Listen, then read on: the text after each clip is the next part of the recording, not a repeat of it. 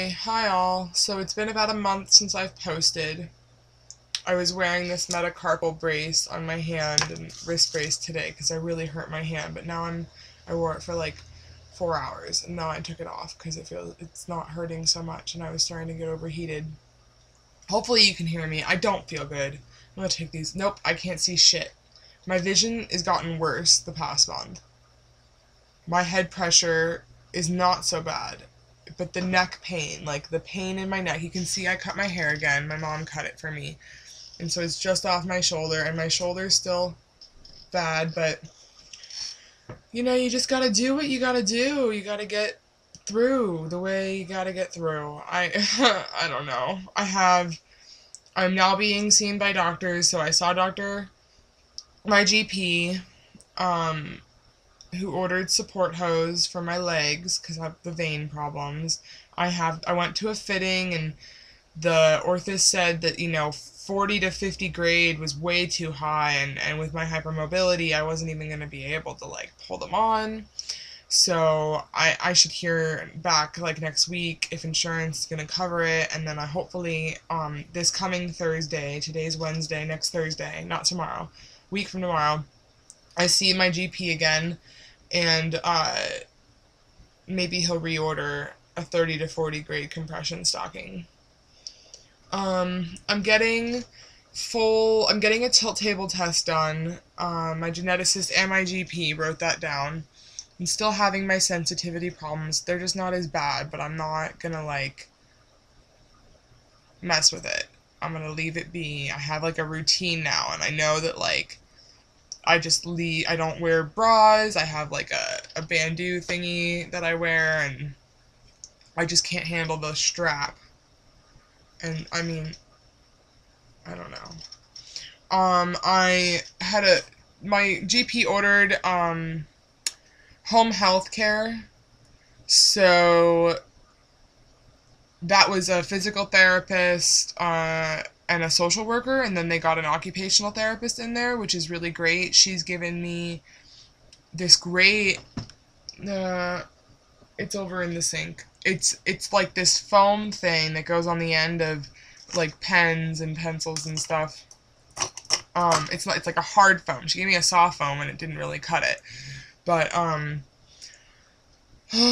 so I've been using that to eat. It's been really helpful because I don't write. Writing doesn't work. I did write actually fairly decently for like a couple, just writing my name and an address and stuff for a medical release form. I had to fill out some forms and emailed them back so that they can get records to my doctor. Reminds me there's another one in the scanner. I sent my big ass document over to disability, so we'll see how that works. I need my legs elevated a lot of the time, so this is kind of how I chill. What else? What else can I tell you? I saw my geneticist. He said I have Ehlers-Danlos syndrome, hypermobile type. I figured. He also said that I had mast cell activation disorder. But it's not causing, like, severe symptoms. Just, like, a lot of itching, and I'm already been on a low histamine diet for the most part. I just had a really bad, like, attack the day of my geneticist appointment. Like, that night when I got home, he told me to pay attention for, like, headache, nausea, itching, diarrhea, like, all these things. And then, like, lo and behold, everything happened.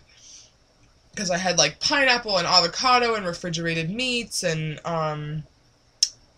there was one other thing, and they all are high in histamine, and I had all of them in one day.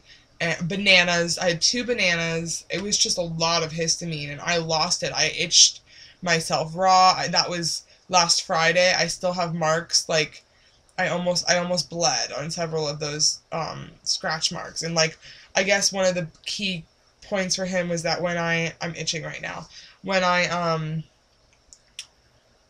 I scratch, if it leaves, like, marks on my skin, or have I been able to, like, write on my skin, like, it leaves, so that was a key, and then the nausea, the headache, the diarrhea, the itching, just so much itching, itch, itch, itch, itch, itch, itch, I have to pay attention to it now, and now it's just, like, on my mind all the time, so, And then I just had an echocardiogram yesterday, which, everyone's like, oh my God, you're 6'4", you need all these stuff. How come you've never had this done before? Because of Marfan's and all that. Well, my echo is pretty normal. I mean, we'll see what the measurements are, but he didn't seem to see anything right off the bat. So I think that's good. I did request that he leave the electrodes on me and let me stand up so that he can record what happens. And so I was laying down, I was about 90. My pulse was wavering between 70 and 90. And so at the moment that I was about to stand up, it was 90 something. And we watched it together increase up to 139, and then back down to 120 something, and then 102, and then back up to 120, and then back down to 109, and then it just kind of was going like this. And so I just called my geneticist, and I kind of told him that, and he's like, well, that's an indicator of autonomic dysfunction. We're going to definitely get you a tilt table test. So I went ahead and I called the hospital. The big hospital in my city does have tilt table tests. They will do the full cervical and MRI. He wants me to have my head, my neck, thoracic and lumbar spine all MRI'd so that we have like a baseline to look at for the future if I need to get more MRIs and labs. So I made all those calls and I emailed him all the info because he's not in my town. He's about 4.5 hours away. So I'm just trying to make things as easy for him as possible and smooth. I want to get this stuff done and out of the way so that we can look at it and see what is going on. Why am I in so much pain? Like, what can I do about this problem with my head? Like, for the past 2 days, I haven't had that much pressure. I'm feeling a little bit of pressure, headache or something like that, and that might be this light right here. But if I turn it off, I don't think it might be too dark for the room. I don't know. I'm gonna leave it off. But so that's what's going on with that. The physical therapist came over. She was overwhelmed. Never had a patient like me before. No one's ever had a patient like me before except for this geneticist who sees Ehlers-Danlos patients. Like, he has a special interest in connective tissue disorders, and he's the only one in the state who's accepting new patients, adult patients. I'm in Oregon, and OHSU isn't accepting adult patients for the genetics department. They don't have enough staff. So, like, we're all flocking to this one guy who literally for the past 2 years has been running his own office, doing everything. It's just him. He answers his own phone. He does emails. He texts. He's incredible. I've never even heard of a doctor answering his own phone, let alone emailing you back and giving you his personal cell phone number to text. Now, that might just be me because I'm down here and he was traveling to come see me, and actually I feel very fortunate. I was the only patient he saw while he came down here, and he wouldn't have made the trip if it was just me. Someone canceled that morning. But so hopefully we can get a lot more people in this area to, request to see him. I mean, not a lot more. I don't want people to have this disorder, but I know that they're out here and they just don't know what's going on. They don't know why they've been suffering so much, and pretty much just everyone's like fibromyalgia, and which is what I was told I had, and it's not that. And like someone was telling me 10% of patients with fibromyalgia actually have Ehlers-Danlos, and I think it's much higher. I think it's much higher than that. Go ahead and go over to Diana Driscoll's website, prettyill.com, and you'll see she says fibromyalgia because it really is a symptom or is EDS.